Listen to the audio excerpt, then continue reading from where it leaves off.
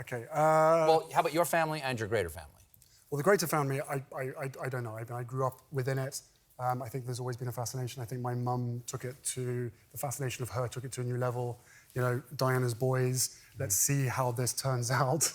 And I think there was a real sense of, in some parts, ownership, some parts, parenthood by the British public, feeling as though they had to parent myself and my brother through our teenage years. And then he got married, and it was like, great, there's one. Oh, what's going to happen with the other one? I wonder. And then I'm falling out of clubs, I'm taking drugs, I'm drinking heavily, all of that. Again, it's all there. And that was a part. Slow drink. But with regard to my family, you hit on a really important point, which is we were forced to leave. We left in 2020. We moved out. We fled my home country. We moved to California.